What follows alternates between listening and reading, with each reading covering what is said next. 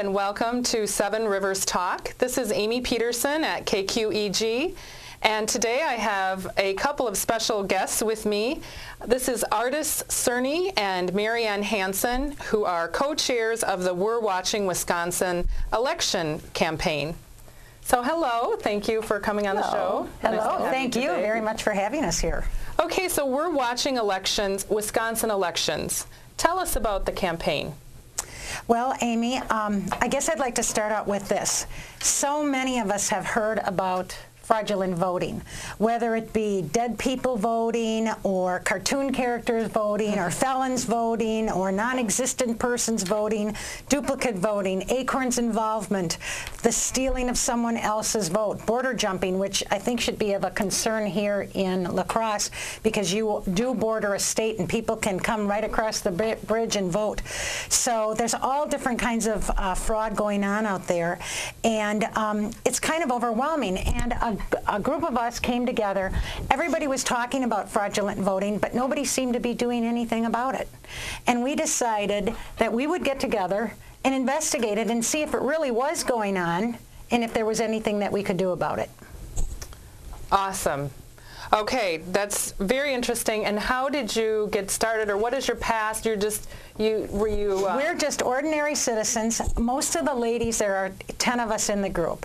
We met at Republican Women events. Okay. But then we decided to get together to do this investigation, and so we went independent, basically.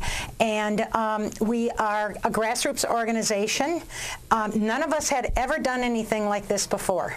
Not even close. So if ordinary citizens out there think that they can't get something accomplished, they're wrong, and we're going to hopefully demonstrate in the next hour or so how wrong they are and that citizens should get involved and can be very, do quite a bit. Just as ordinary citizens. This is an issue that affects everyone. This isn't a special interest or a partisan issue. We want to have fair elections. We don't have fair elections, and our whole foundations crumble. So right. So when we first got together, we did not know a whole lot. So we decided, okay, before we go out into the public, we've got to educate ourselves, and we did just that. And each of us split up a couple of duties. So it wasn't like this humongous job on each person. Some of us investigated newspaper articles. We read John Funn's book on stealing elections, and if you want to, there's a chapter in here, The Fraud That Made Milwaukee Famous. Okay, so, I don't know if viewers can see that, so let's just read it. Stealing Elections, How Voter Fraud Threatens Our Democracy by John Fund. John Thank Fund. you. So this kind of became our Bible. We started interviewing our municipal clerks and talking to them. We started doing Google searches, police reports, whatever information we could find on voter fraud. That's what we started looking at. And then we'd come together and kind of have discussions on, well, I found this out, I found that out. Then after we educated ourselves, we started going to Government Accountability Board meetings in Madison. The Government Accountability Board, and if I say GAB, that's what that stands for. They run all of our elections from Madison. They are the governing body that takes care of that. So we started going up to their meetings. And the first thing that you can do when you go to their meetings is they let the public give public comment. So we started giving this public comment. And it's made up of 6 judges. And when we first showed up at these government accountability boards, they kind of looked at us like, who are you women and what are you doing here? And then we kept on showing up, and finally it was kind of like a shock that we were actually continuing to show up and give public comment. And now it's to the point where I think they'd actually miss us if we didn't show up.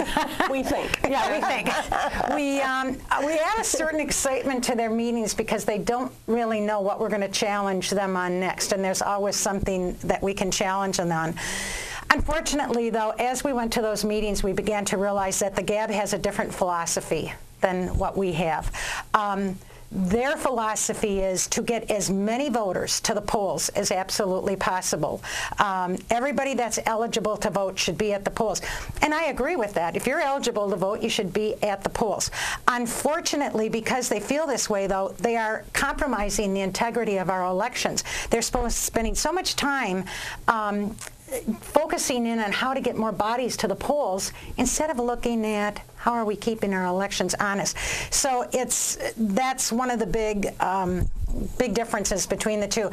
After we went from GAB, then we started going to legislative hearings and giving comment on bills that were going before the state legislature. And I want you to always keep in mind, none of us had ever done this before.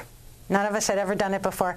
And we soon began to realize that our group knew more about elections than some of the people that were on these committees and their boards. So it was kind of an interesting revelation for us. Wonderful. Well, good for you for coming out of your regular lives to champion this. We certainly did. Okay, so did you ever look into a referendum or moving something through that would require us to show IDs or anything like that that would be helpful? Actually, that was our original purpose. We thought we'd get in, do this referendum, and we'd have voter ID because we felt that voter ID was probably our main cause. Just so you know that our legislature has passed voter ID 3 times. Governor Doyle has vetoed it all 3 times. A poll taken in 2008 revealed that about 80% of our citizens want voter ID. So so the perspective that's stopping him, you think, is just keeping this wide open gate to make sure that anyone who... Exactly. Okay. Exactly. So when we looked into doing this referendum, we realized that we would have had to have contacted 1,851 municipalities in the state, found a point person there to get signatures, and that's how we'd have to get this referendum. The referendum would have forced our legislature to come up with a bill that would give us voter ID. That's what the referendum, it's a statewide thing. We did not know 1,851 people in the state in order to achieve this. We decided it was a monumental task, and we figured out we had to go a different way to try and achieve this. Okay, so we're going to take a break, and when we come back, can we hear what you actually did and how it went? Yes. Okay, this is KQEG, 7 Rivers Talk. We'll be back shortly.